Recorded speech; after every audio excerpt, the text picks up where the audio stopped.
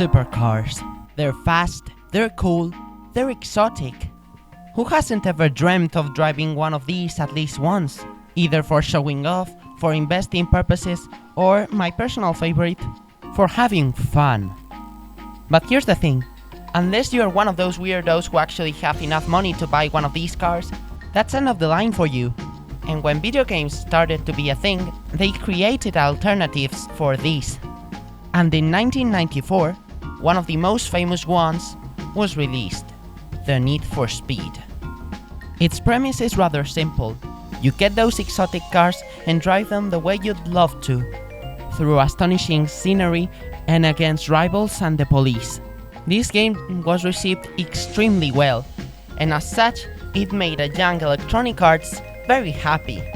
So they started making more of it. And its third installment, Need for Speed 3 Hot Pursuit, was beginning to form shape of modern Need for Speed. Frantic car chases with exotic cars and great races against other people and the police itself. As such, this concept kept evolving until 2002, where Need for Speed Hot Pursuit 2 was released, the final iteration of everything that represented Need for Speed as such. This game was simply majestic, and it created what I like to call the Need for Speed Platinum Age. However, at that point, the saga decided to take a pretty big twist. In the 90s, street racing catapulted to popularity, and the situation aggravated with the release of the movie The Fast and the Furious. Suddenly, the automotive icons were no longer Lamborghini Diablos, but rather Volkswagen Golfs with 400 horsepower. As such, the gaming industry quickly caught up, and various studios brought their own ideas to the table. Need for Speed arrived in 2003 with Need for Speed Underground, and it quickly became one of the most loved video games of the franchise, so they kept going on that. Underground got a sequel the following year, and the universe expanded with Most Wanted and its sequel Carbon. So yeah, 4 masterpieces with 4 unique stories and 4 great ways of driving. They were simply majestic, following the wake of Hot Pursuit 2 and consolidating Need for Speed as one of the best racing franchises out there. They definitely made Need for Speed simply go to their climax. But this also had negative effects. These games completely changed the perception about Need for Speed and made the public only want more of them, instead of bright new ideas such as Need for Speed Pro Street, the next game, which I consider the end of Platinum Age since it's also a great game. And yet, not much more could be done. Undercover was very bad received, and they tried to experiment with other formulas, and they brought in slightly mad studios for Need for Speed Shift. This game was way better received. So EA brought in Criterion Games, who had already worked on the Burnout franchise, to make the next mainstream Need for Speed game. And the results were better than expected, at least in quality terms.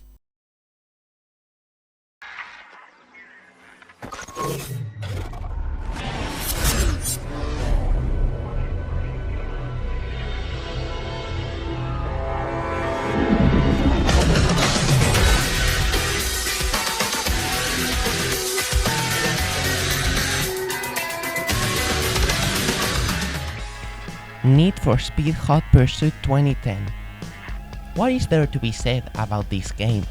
Well, it completely shifted what the series had been going for the last 7 years. Criterion gave it a more classical approach. Did they succeed?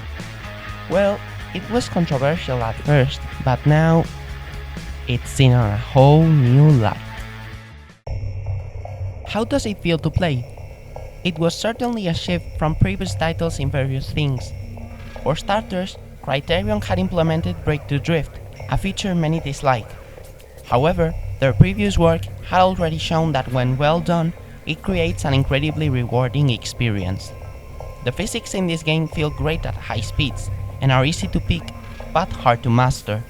They also did other stuff that took Need for Speed back to its roots. There's nearly no customization, and you already start in sports cars instead of petite underpowered compacts. Although that's something that many people hated, I personally think that when at the end of the game you drive cars such as the Koenigsegg Agera, a Porsche Boxster suddenly feels really slow. Aside from that, when it comes to racing, I think I can make a small comparison. Perhaps you know Growling Sidewinder if you like fighter jets. He does dogfight videos in the CS world, and showcases very well that there's more to it than just Top Gun badassery. Well, this game actually is quite like a dogfight game. You have to be precise and know exactly how, when, and who to attack. Furthermore, this was the second game of the saga to feature the idea of choose your own side, and it simply made pursuits much more frenetic.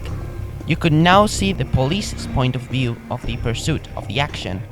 This added so much to the experience because there's always those who prefer to escape the law and those who prefer to just be the enforcer.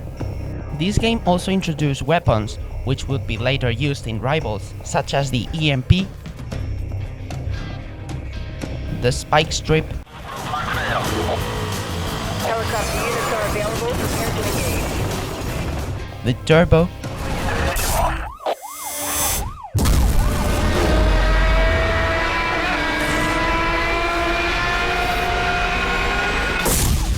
All units, we're reading agents.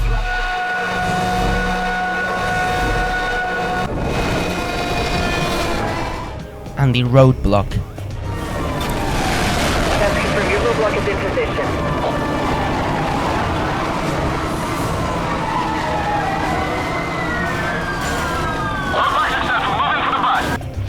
In the end, it's a bit of a James Bond-ish twist to Hot Pursuit 2, but it also evolved in other ways. The sound design is excellent, either for the song selection, the original soundtrack,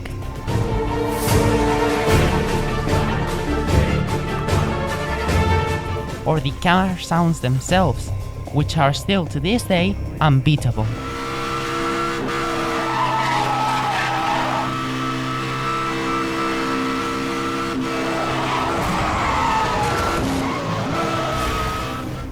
The map is great too. Seacrest County is pretty much what Forza Horizon 5 tried to do, a bit of everything. You have things as different as paradisaical coastlines, straight but thin desert roads, thick forests, and winding mountain roads. It does not have any cities though, but Hot Pursuits have always avoided them. Graphically, it's fine. I feel that the game has its own style. It's not trying to look realistic, but rather its own thing. Criterion actually performs greatly in this matter. The campaign is too very classic, but with a modern twist, levels. As you start, you get XP, which will make you get to higher levels and unlock new cars. These cars can also be unlocked after doing showcase events, but that's rarely the case. Even if this is a little trendy, it does work. My only issue is that at first, progression seems really slow, and it takes a while to get to the really fun cars. Speaking of which, the car list of this game is truly marvelous. They really knew what they were doing. They chose the ultimate dream cars of an entire generation. From realistic dreams such as the BMW M3 or the Mazda RX-8, to exotic fantasies such as the Lamborghini Reventon or the Pagani Sonda. Replicated with caring sounds, dynamics and data. Just you, your dream car, and hours upon hours of racing exuberance or imperative law enforcement. And when the campaign is over, you'll have multiplayer. The original servers were shut down a few years ago, but the remasters are still strong. If you hop into a public server, it'll probably be full. The races are really fun, even with traffic instabilities or sometimes slow and sloppy dogfights. There are custom modes for multiplayer like Most Wanted or Arms Race, but sadly, no custom event creator. I guess they can't be perfect. However, why did they remaster this game? The truth is, Need for Speed is in a very bad situation. The following games had various good things on their own right, but they all fall flat. The game was a try to recover a nostalgia boom, and it's a nice remaster, but the truth still lies there.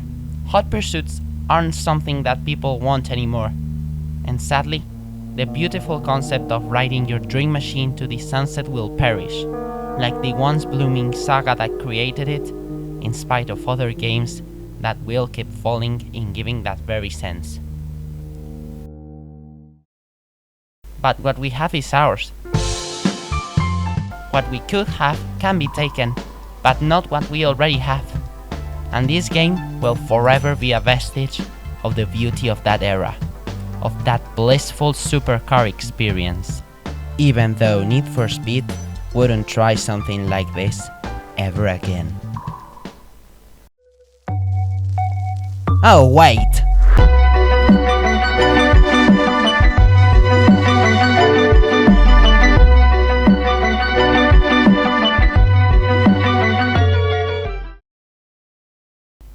I have to say this, sorry. This Zonda is irrepetible.